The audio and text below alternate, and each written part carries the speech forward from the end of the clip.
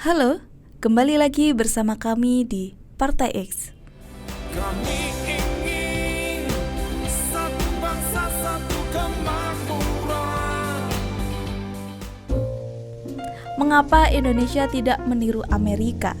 Berdasarkan prinsip rentang kendali (span of control) yang dikemukakan oleh Henry Fayol, struktur kabinet Indonesia saat ini menunjukkan beberapa permasalahan yang dapat berdampak pada efektivitas tata kelola pemerintahan.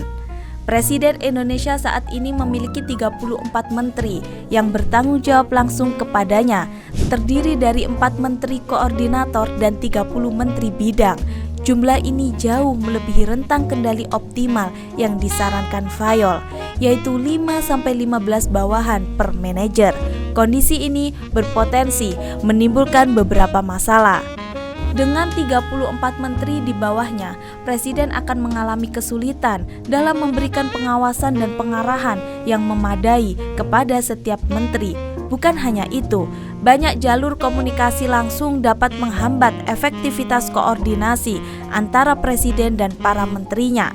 Struktur yang terlalu besar dapat memperlambat proses pengambilan keputusan karena banyaknya lapisan birokrasi. Akibatnya terjadi pemborosan anggaran negara untuk gaji, fasilitas, dan operasional kementerian. Jika kita bandingkan dengan Amerika Serikat, negara yang memiliki wilayah dan jumlah penduduk lebih besar dari Indonesia, struktur kabinet mereka jauh lebih ramping.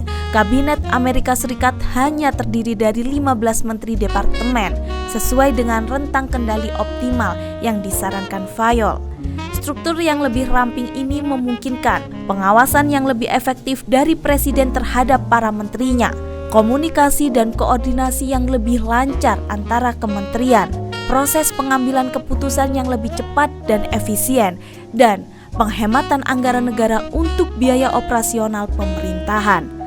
Meskipun Indonesia memiliki 4 menteri koordinator, peran mereka tidak memiliki kewenangan pengawasan sebagaimana diamanatkan dalam Undang-Undang Nomor 39 Tahun 2008 tentang Kementerian Negara. Pasal 3 menyatakan bahwa kementerian berada di bawah dan bertanggung jawab kepada Presiden. Hal ini menciptakan celah mismanagement karena beban pengawasan tetap berada di pundak Presiden. Akibatnya, tata kelola pemerintahan menjadi kurang efektif, efisien, dan transparan. Inefisiensi ini pada akhirnya berdampak pada kesejahteraan masyarakat yang sulit tercapai.